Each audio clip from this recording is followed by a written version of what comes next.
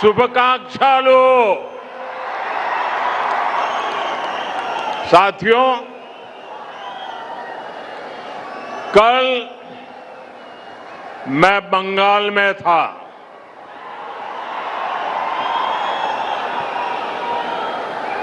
वहां पहली बार बीजेपी के सीएम ने शपथ ली है। पहली बार बंगाल में प्रचंड बहुमत से बीजेपी सरकार बनी है और मैं देख रहा हूं कि बीजेपी की जो ये ऐतिहासिक विजय है उसका उत्साह यहां तेलंगाना में भी दिख रहा है। यहां बीजेपी का हर कार्यकर्ता जोश से भरा हुआ है। साथियों, आज देश के कोने कोने में बीजेपी पर जनता का आशीर्वाद निरंतर बढ़ रहा है। देश के लोग बार बार बीजेपी के विकास मॉडल पर, गुड गवर्नेंस के मॉडल पर अपनी मुहर लगा रहे हैं। आजादी के 75 साल बाद असम में भाजपा सरकार की हैट्रिक लगी है और पुडुचेरी में भी बीजेपी एनडीए सरकार दोबारा वापस आई है। भाजपा की ऐसी जीत के बाद मैं तेलंगाना में के लोगों की भावनाएं भी देख रहा हूं। तेलंगाना में हर कोई एक ही बात कह रहा है, अब की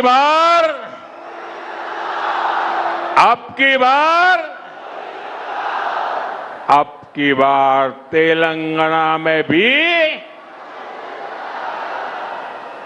साथियों, भारत में हर साल किसी न किसी राज्य में चुनाव होता है। कोई हारता है, कोई जीतता है और ये लोकतंत्र में बहुत स्वाभाविक है। ये लोकतंत्र का अनिवार्य हिस्सा है।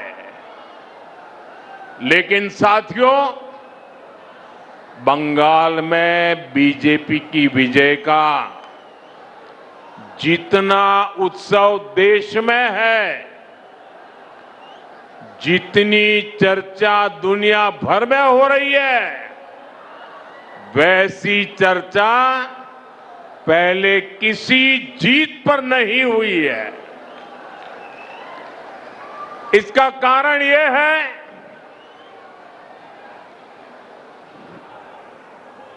कि बंगाल में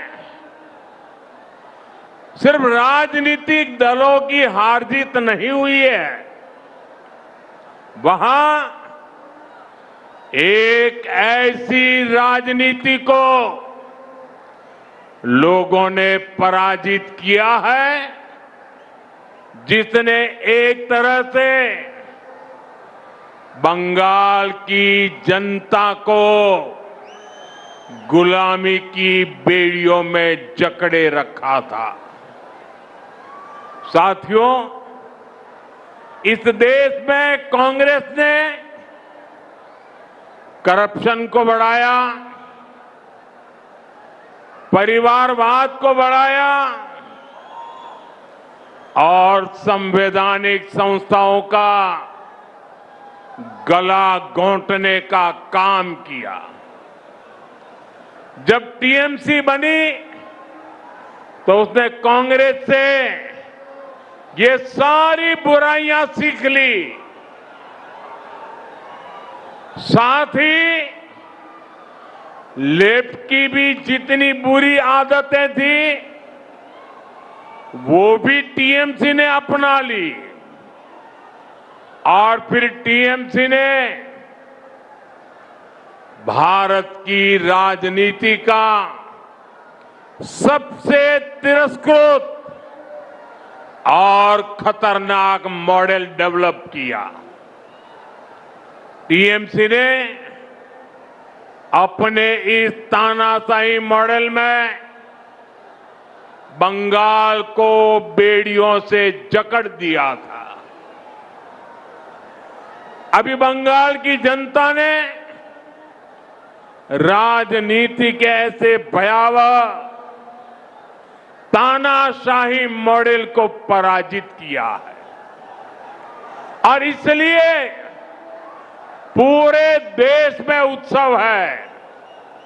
ऐसा लग रहा है जैसे बंगाल के लोग बरसों के बाद अब खुले में सांस ले रहे हैं।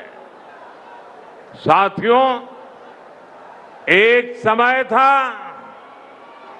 जब दक्षिण से लेकर पूर्वोत्तर तक बीजेपी को हाशिए की पार्टी माना जाता था,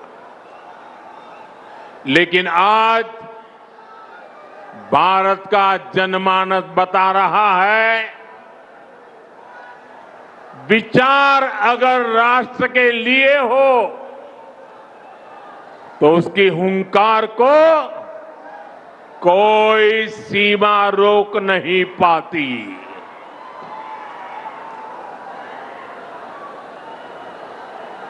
साथियों, अब देखिए आगे कोई जगह नहीं है।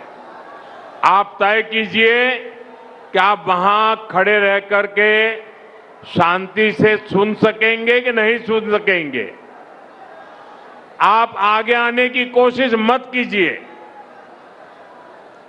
आप वहां पर रुकिए कृपा करके। और ये जो चित्र वाले हैं उनसे मेरी हाथ जोड़ के प्रार्थना है, या तो आप अपना चित्र नीचे रख दीजिए, बाद में मुझे डाक से भेज दीजिए, या तो किसी के हाथों हाथ आगे कर दीजिए। इसको पकड़ के मत खड़े रहिए। जरा कोई पार्टी के वॉलंटियर वहां है तो मेरी बात का कुछ करवाइए भाई।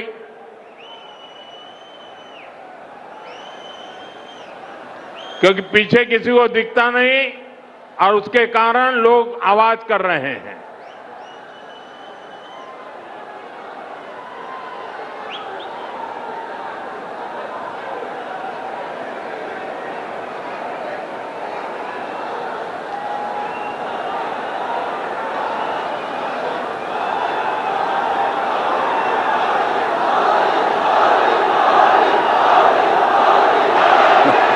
అందరినీ కోరుతా ఉన్నాను, ఎవరు కూడా దయచేసి మన ప్రధానమంత్రి గారు మాట్లాడే సమయంలో ఆ జెండాలు ఊపకండి, అన్ని కింద తీసుకోండి, చిత్తపటాలు కూడా కిందికి అనండి దయచేసి, లేకుంటే బాగుండదు. అందరూ కూడా కిందికి అనండి ప్లీజ్, ఎవరు కూడా మాట్లాడకండి.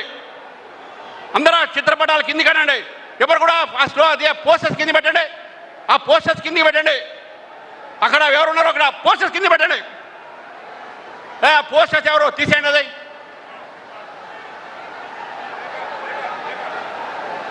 तेलंगाना के मेरे भाइयों बहनों, मेरे नौजवान साथियों, ये आपका प्यार मेरे सर आंखों पर, ये मेरा सौभाग्य है कि आप इतना प्यार बरसा रहे हैं। लेकिन अगर आप थोड़ी शांति रखेंगे तो मैं अपनी बात बता पाऊंगा।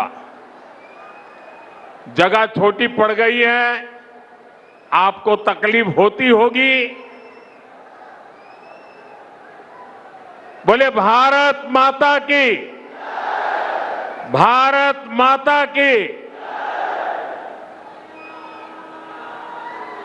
साथियों, हिंदुस्तान के हर कोने में,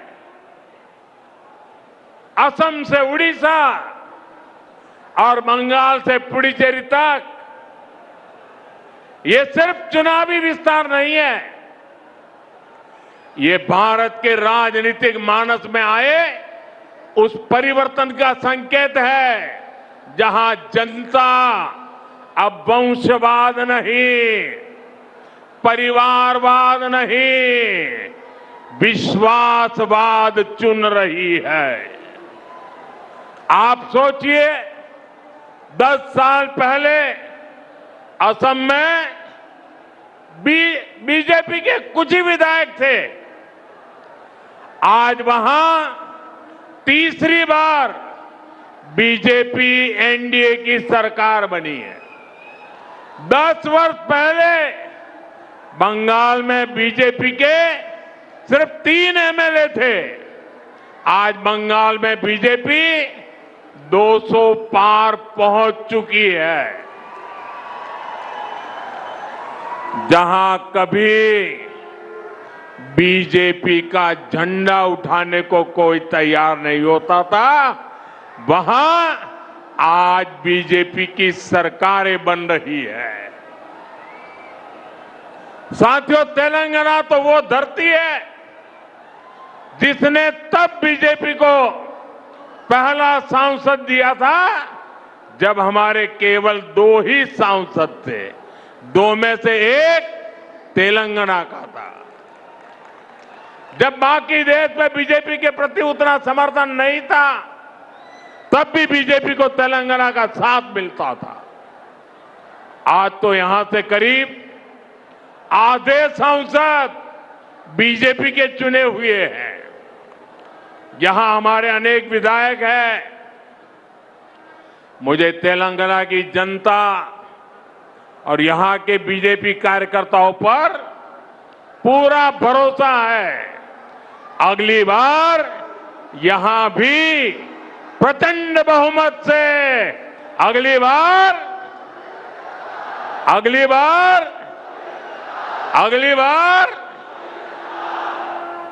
तेलंगाना के लोग कांग्रेस और बीआरएस की वादा खिलाफी और इनकी परिवारवादी राजनीति से तंग आ चुके हैं।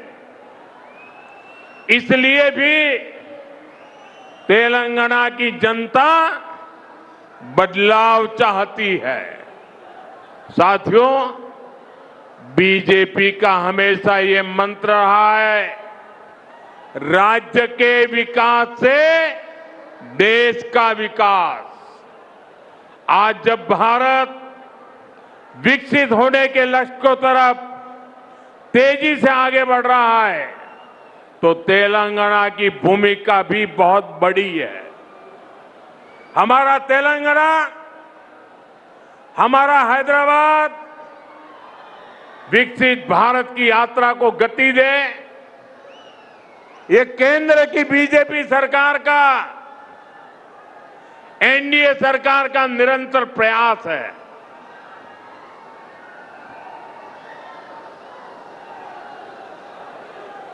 इसी मकसद के साथ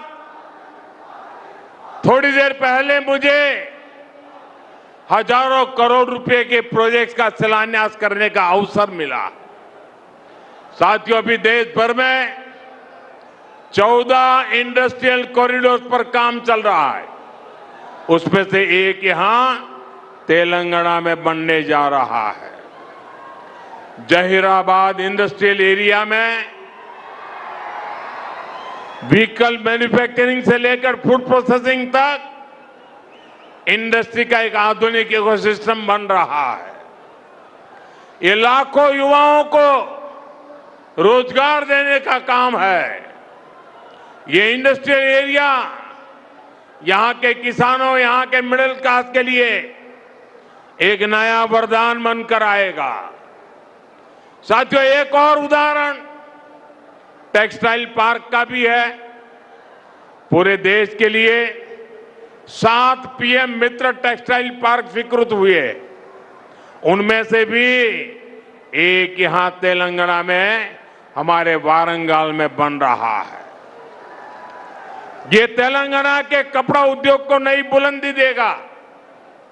यहां जो कॉटन फार्मर है, ये टेक्सटाइल पार्क उनके भाग्य को बदलने का काम करेगा और इसमें भी रोजगार के लाखों अवसर बनेंगे। साथियों, तेलंगाना के कॉटन किसानों के लिए एक और खुशखबरी है। हाल में ही कॉटन की प्रोडक्शन और क्वालिटी बढ़ाने के लिए केंद्र सरकार ने एक नए मिशन को स्वीकृति दी है। हजारों करोड़ रुपए के इस मिशन से यहां के लाखों कपास किसानों को मदद मिलेगी, किसानों की आय बढ़ेगी और टेक्सटाइल सेक्टर के लिए कपास के इंपोर्ट पर भारत की निर्भरता भी कम होगी।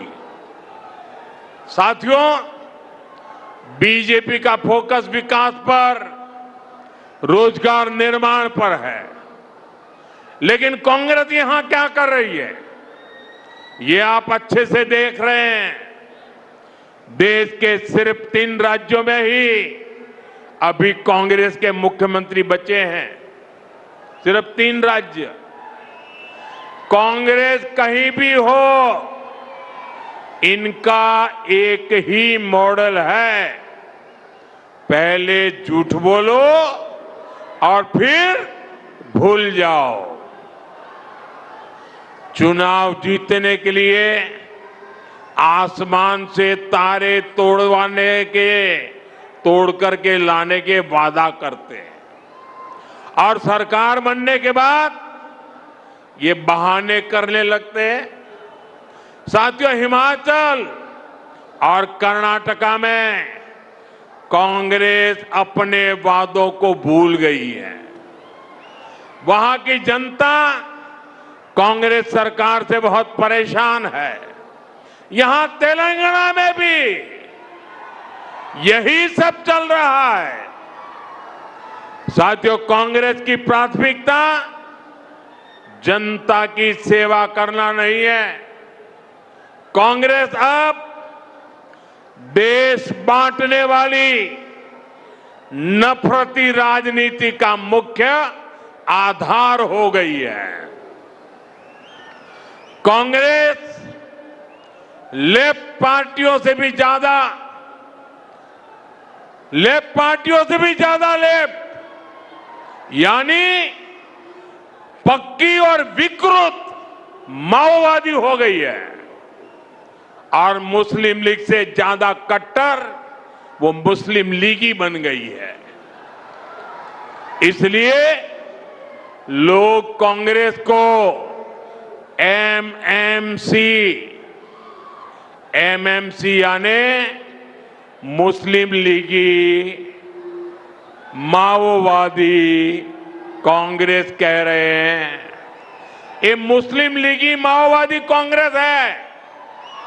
साथियों, देश को माओवादी आतंक के कारण इतना नुकसान हुआ है, तेलंगाना को भी बीते दशकों में माओवादी आतंक के कारण बहुत कुछ भुगतना पड़ा। माओवादी आतंक इतने वर्षों तक इसलिए देश में चलता रहा क्योंकि कांग्रेस और लेफ्ट जैसे कुछ राजनीतिक दलों ने इसको लगातार वैचारिक हवा दी। लेकिन दुर्भाग्य देखिए, आज जब माओवादी आतंक अपनी अंतिम सांसें गिन रहा है, तब भी ये लोग माओवाद को, नक्सलवाद को बचाने में लगे हैं। बीते 11-12 सालों में कांग्रेस के शाही परिवार ने लगातार कोशिश की है कि माओवादी आतंक के खिलाफ एक्शन न हो। साथियों, मैं जानता हूं कि तेलंगाना की जो पुलिस है उसको अगर खुली छूट मिलती तो मुझे पक्का विश्वास है ये पुलिस अपनी ताकत से केंद्र की नीतियों के साथ कदम मिलाकर अगर वो चलती तो बहुत पहले ही माओवादी आतंक का खात्मा हो चुका होता।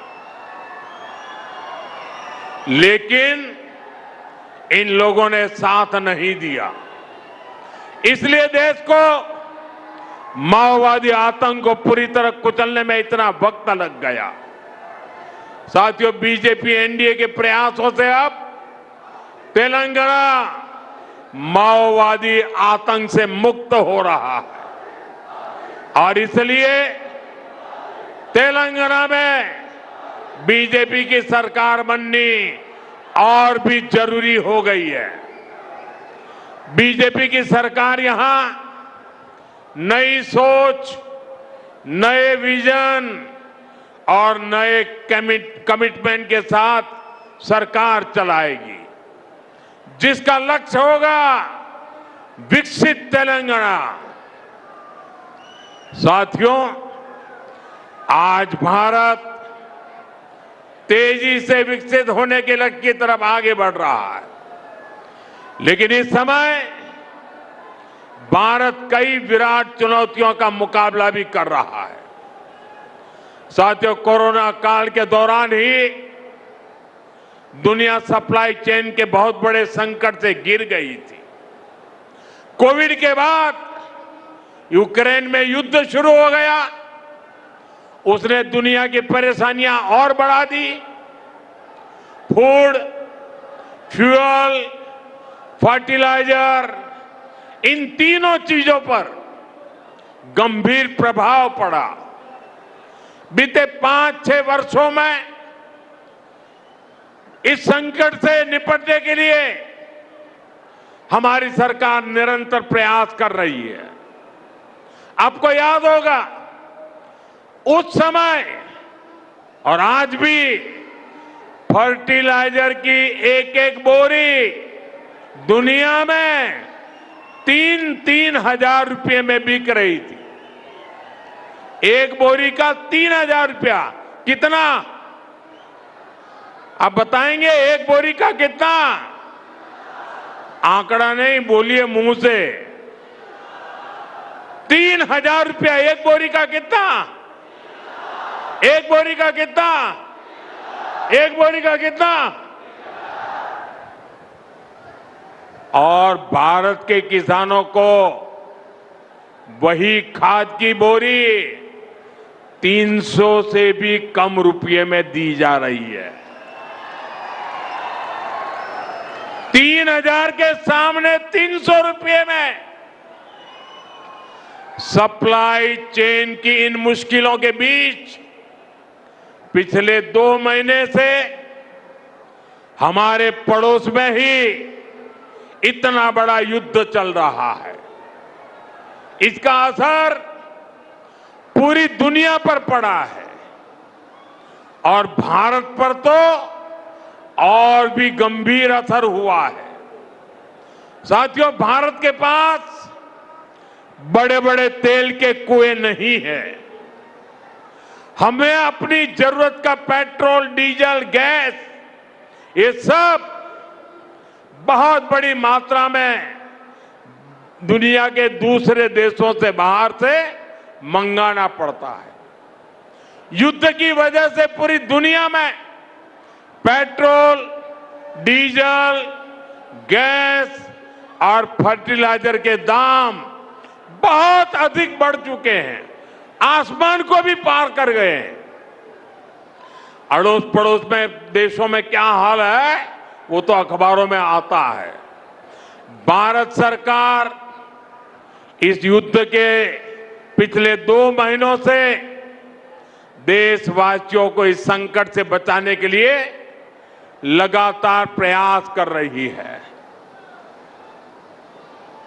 नागरिकों पर बोझ न पड़े, इसके लिए सरकार सारा बोझ सरकार खुद अपने कंधे पर उठा रही है।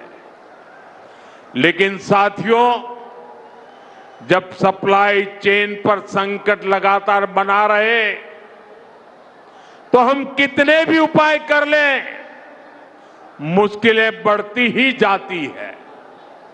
इसलिए अब देश को सर्वोपरि रखते हुए, मां भारती को सर्वोपरि रखते हुए हमें एकजुट होकर के लड़ना होगा।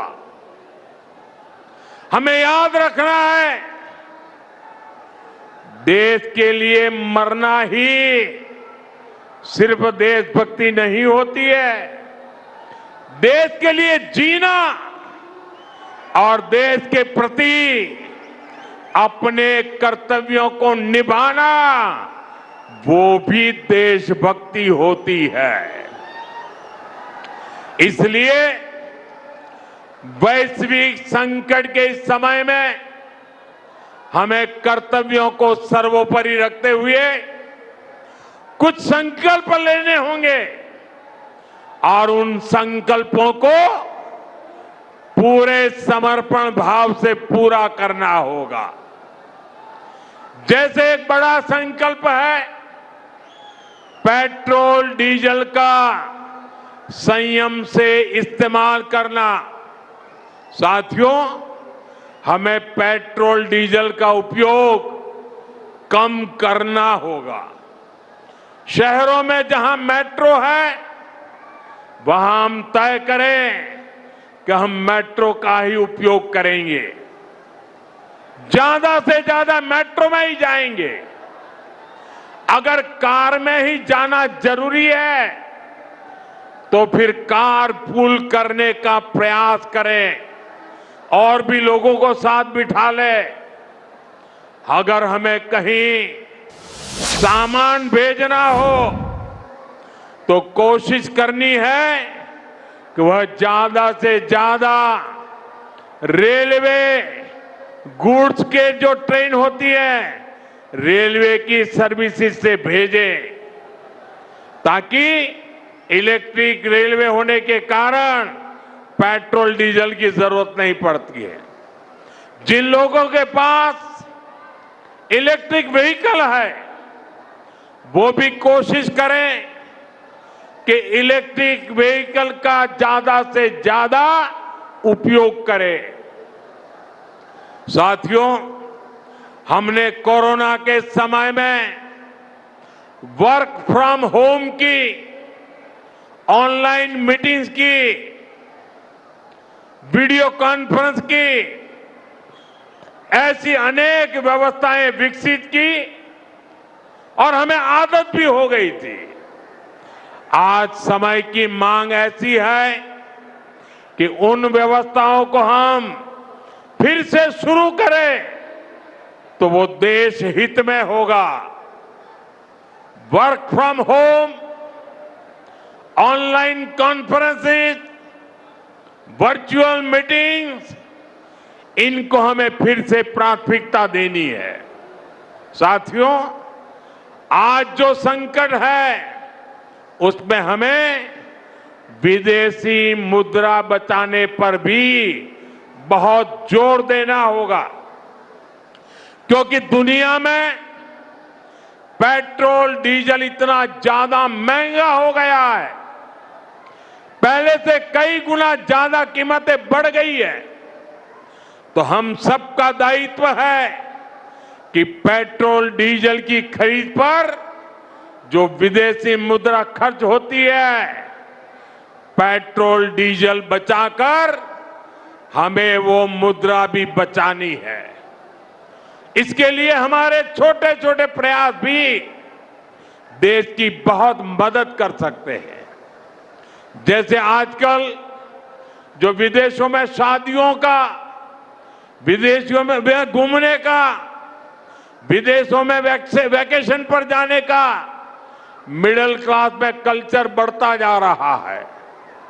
हमें तय करना होगा कि जब ये संकट का काल है और हमारी देशभक्ति हमें ललकार रही है, तो कम से कम 1 साल के लिए हमें विदेशों में जाने की बातों को टालना चाहिए। भारत में बहुत सारी जगह है, वहां हम जा सकते हैं। बहुत कुछ भारत में किया जा सकता है। इस बेटी को नीचे बिठाइए, उसे थक जाएगी। उस बेटी को बिठाइए।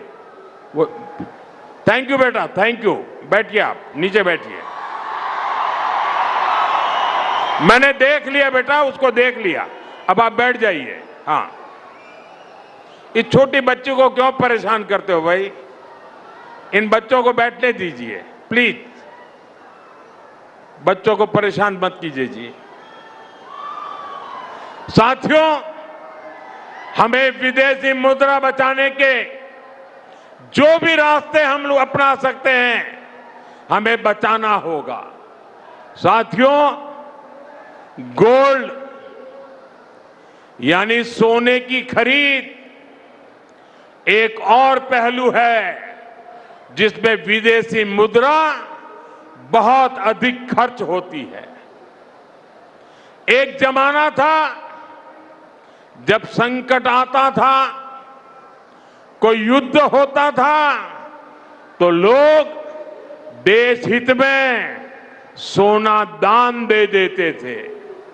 आज दान की जरूरत नहीं है, लेकिन देश हित में हमको ये तय करना पड़ेगा कि साल भर तक घर में कोई भी फंक्शन हो, कोई भी कार्यक्रम हो, हम सोने के गहने नहीं खरीदेंगे, सोना नहीं खरीदेंगे। विदेशी मुद्रा बचाने के लिए हमारी देशभक्ति हमें चुनौती दे रही है और हमें इस चुनौती को स्वीकार करते हुए विदेशी मुद्रा को बचाना होगा। साथियों, ये समय एक और बड़े सबक का भी है। एक समय था जब हम कॉपर एक्सपोर्ट करते थे, लेकिन आज भारत के सामने स्थिति ऐसी बन गई कि अब हमें कॉपर को भी इंपोर्ट करना पड़ता है। हमारे देश में हड़तालें करवाकर कॉपर प्लांट्स को ठप करवा दिया गया और अब हालत ये हो गई कि हमें कॉपर बाहर से मंगाना पड़ता है और उसमें विदेशी मुद्रा खर्च होती है। इसलिए मैं ऐसे सभी श्रमिक समूह मजदूर संगठनों से भी कहूंगा कि हमें ऐसी बातों का जरूर ध्यान रखना चाहिए। भारत को आत्मनिर्भर बनने से जो भी कदम रोकते हैं, उनमें हमें दूरी बनानी होगी और जो लोग ऐसी साजिशों में जुटे हैं, उन पर भी कड़ी नजर रखनी होगी। मैं देश की अदालतों से भी आग्रह करूंगा कि ऐसी स्थिति आने पर देश हित में हमें कोई ना कोई रास्ता निकालने की तरफ बढ़ना चाहिए। साथियों, ऐसे ही खाने के तेल का भी है। इसके आयात के लिए भी बहुत बड़ी मात्रा में हमें विदेशी मुद्रा खर्च करनी पड़ती है। हर परिवार अगर खाने के तेल में खाने का तेल का जो उपयोग करता है, अगर वो कुछ कमी करे, मैंने बार बार कहा है 10% कम करो। अगर हम तेल खाना कम करें ना, तो भी वो देशभक्ति का बहुत बड़ा काम है। आप देश सेवा में योगदान दे सकते हैं और इससे देश सेवा भी होगी और देह सेवा भी होगी। इससे देश के खजाने का स्वास्थ्य भी सुधरेगा और परिवार के हर सदस्य का स्वास्थ्य भी अच्छा रहेगा। साथियों, विदेशी मुद्रा की खपत वाला एक और सेक्टर हमारी खेती है। हम बहुत बड़ी मात्रा में बाहर से केमिकल फर्टिलाइजर इंपोर्ट करते हैं। केमिकल फर्टिलाइजर खेती के कारण हमारी धरती मां को बहुत पीड़ा हो रही है। हमारे खेत बर्बाद हो रहे हैं। अगर आज हम अपने खेत को नहीं बचाएंगे तो भविष्य में फसलों पर भी खतरा आ जाएगा। इसलिए बहुत जरूरी है कि हम केमिकल फर्टिलाइजर की खपत 25%, 30%, 40%, 50% उसको घटाए, आधी कर दें और हम उसके साथ साथ नेचुरल फार्मिंग की तरफ बढ़े। हम फर्टिलाइजर का उपयोग कम करके विदेशी मुद्रा भी बचा सकते हैं और साथ साथ अपने खेत को बचा सकते हैं, हमारी ये धरती मां को बचा सकते हैं। और यह हमें करना ही होगा। आज वैश्विक संकटों से जो चुनौतियां आई है, हमें उन चुनौतियों को परास्त करना होगा। साथियों, भारत सरकार खेतों में डीजल पंप की जगह सोलर पंप की योजना चला रही है। हम खेतों में डीजल पंप की जगह सोलर पंप का उपयोग करने का जोर देना होगा। मैं कोविड काल में भी आग्रह करता था कि हम स्थानीय चीजें खरीदें, वोकल फॉर लोकल के मंत्र को लेकर चले। हम मेड इन इंडिया चीजें खरीदकर भी विदेशी मुद्रा बचा सकते हैं और हमारे देश में स्थानीय उत्पादन की कोई कमी नहीं है। चाहे जूते हो, पर्स हो, बैग हो, हमें स्वदेशी पर बल देना चाहिए। और मैं ये नहीं कह रहा कि जो आपके पास विदेशी चीजें खरीदी हुई है, विदेशी ब्रांड की है, उनको जाकर के फेंक दो, ऐसा मैं नहीं कह रहा हूं। लेकिन मेरा आग्रह है कि नए विदेशी प्रोडक्ट हमें नहीं खरीदने चाहिए।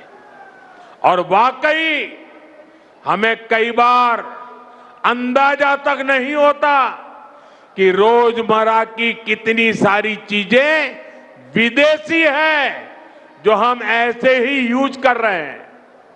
और साथियों, जब मैं बात स्वदेशी की करता हूं तो लोगों को लगता है कि दिवाली के दिए खरीदो मतलब स्वदेशी हो गया।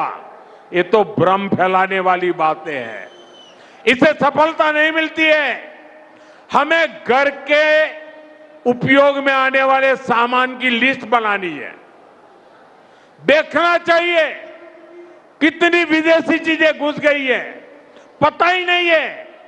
कैंची हो, कंघी हो, छोटी छोटी चीजें, टूथपिन, टूथब्रश, कितना सारा सामान विदेश से हमारे घर में घुस गया है। फिर इस लिस्ट से हमें हो सके उतना जल्दी स्वदेशी में बदलना चाहिए। साथियों, ये बातें सिर्फ एक सरकार, एक दल, एक व्यक्ति की नहीं है।